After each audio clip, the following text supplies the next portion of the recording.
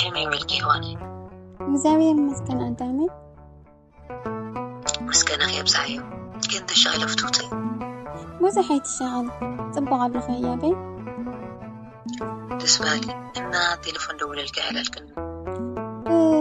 ኣብ ስራሕ ስለ ዝነበርኩ እየ ይቅርታ ካብ ቃላት ቋን ቢበኪ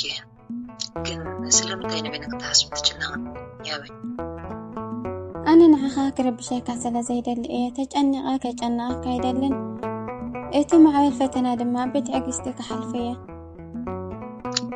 ኣቶም ፅርሱ ከበደኩም ንዑና ባይ ክዕርፈኩም እየ ትብል ተቕሲዳ የንብብኪ ኣንዲፊ እምነትኪ ናብ እግዚኣብሔር እዩ ብሓንቲ እኳ ዝጠረጠር የብልክን እሺ በቲ ሓይሊ ዝሃበኒ ብክርስቶስ ኩሉ ክኸእለ እየ ናበይ ክወስደኪ ደስ ብለኪ እና ጭንቀት ክስኸለልኪ ናብ ደስታ ቃዝኒ ይሆነ ናብ ቅድስት ቤተ ክርስቲያን መርሐኒ ምክንያቱ ንሳ ንፀረይ ትቐልል ንድኹም ጎነይት እተጽንዕ ሰላም ፍቕሪ ረኸባ ኣቡ እዩ ዘሎ ናብ ቤተ እግዚኣብሔር ንኸይድ ምስ በልኒ ተሓጐስኩ መዝሙር ዳዊት 122 ፍቕዲ ሓደ እሺ ኣነ ደሞ ዝያዳ ሓጐስን ፍቕርን ይሓስለኒ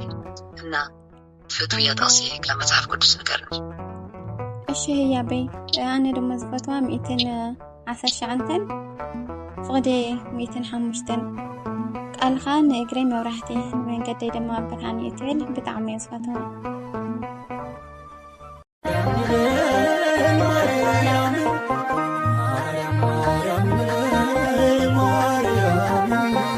Maria,